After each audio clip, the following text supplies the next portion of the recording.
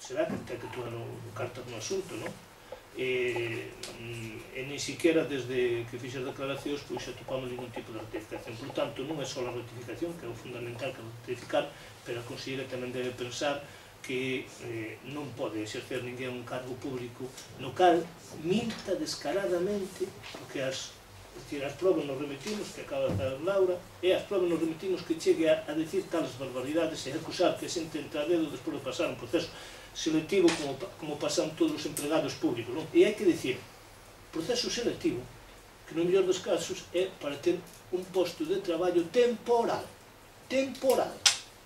manda carai, non? Un proceso selectivo con dúas ou tres probas e non para un traballo fixo, para o traballo temporal e para iso, para nin siquiera a pouco máis cobrar máis que o salario mínimo interprofesional.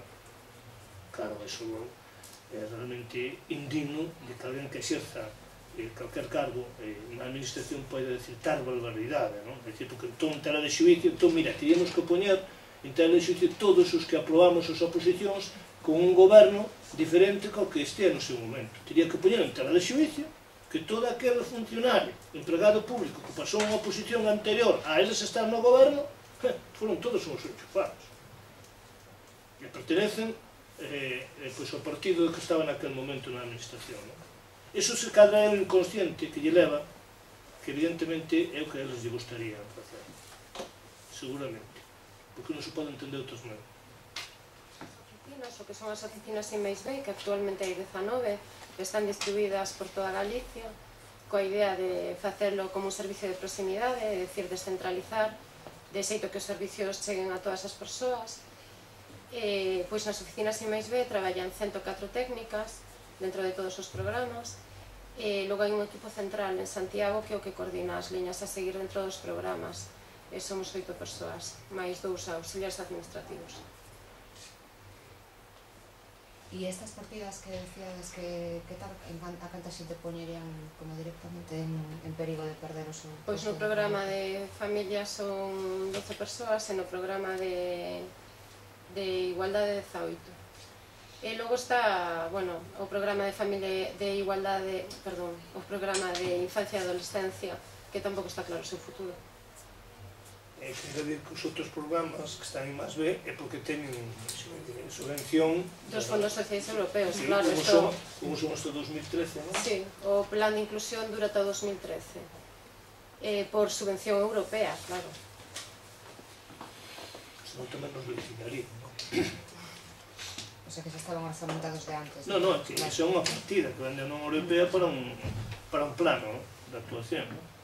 Por iso dadosvos conta que tan privilexiados son estes traballadoras e traballadoras que todos están con contratos temporais, todos, de servicio a obra. Por certo, os que queran liquidar agora, contratos de servicio a obra. Mirade que cacho privilexio. Pero iso tuveron que facer unhas oposicións, Pero... É unha oposición que durou... Pero somos enchufados, non? Claro.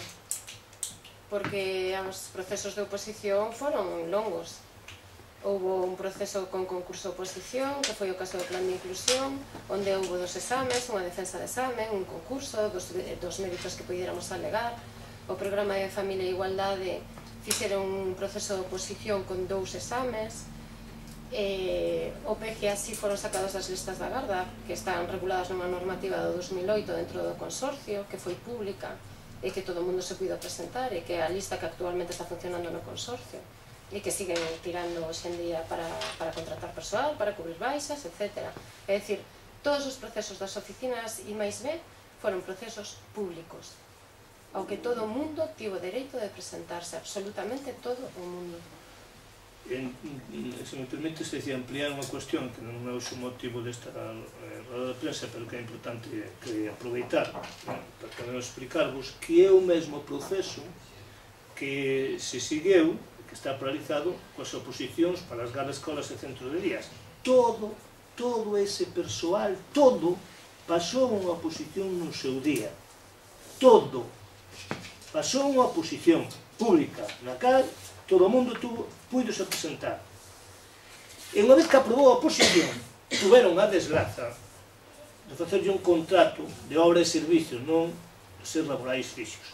Por eso é agora todo ese persoal ten que pasar outro proceso e ten que ter a sorte de aprobalo, senón vai ser a rúa, perde o seu traballo. Pero todo el que é importante, no seu día pasou unha oposición pública, non pasou cunha entrevista, que hai algún medio de comunicación que tamén baseou a súa campaña conjuntamente con Comisións e AMPE, no cal pois nos dá moita cancha a CIGA cada pouco.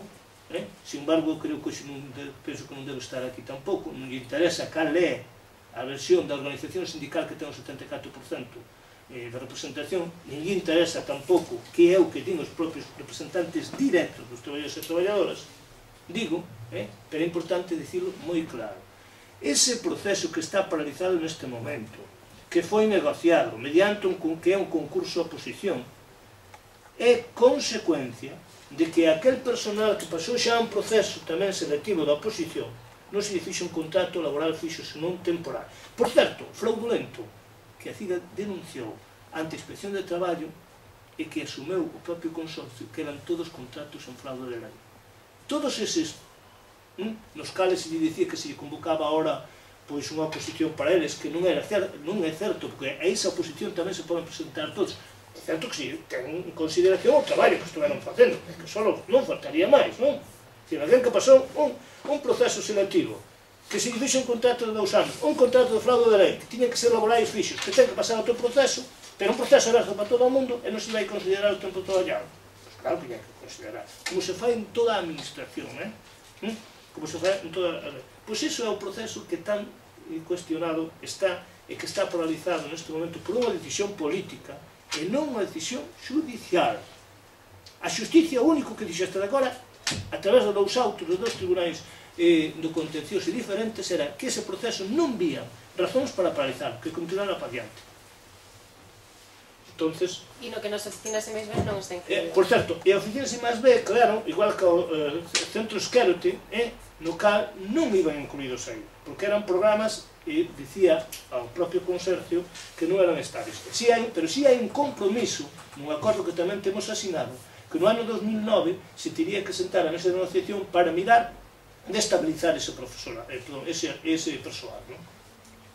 Cuestión que, como é obvio, non se fixo, neste momento non se fixo eso, ainda seguimos sin que sea ratificado o convenio e tamén seguimos coa paralización do proceso selectivo para o personal das grandes escolas e centros de día, que tamén nos enteramos por medio de comunicación a pretensión que ten a Consellería, ainda que tamén é certo que a nós se nos fixera saber nunha entrevista que estaba en estudo a viabilidade ou non dese proceso selectivo. Cuestións que, baixo ningún concepto, nos parece a nós non justificables, senón que estamos ante unha utilización política é unha utilización política, neste caso, que ten unhas consecuencias moi negativas para, podemos decir, no seu conxunto, para 1230 traballadores e traballadoras do consorcio, que, sin lugar a dúbidas, no fondo de todo isto tamén non debemos esquecerse que está posto en tela de xuízo a propia función que debe ter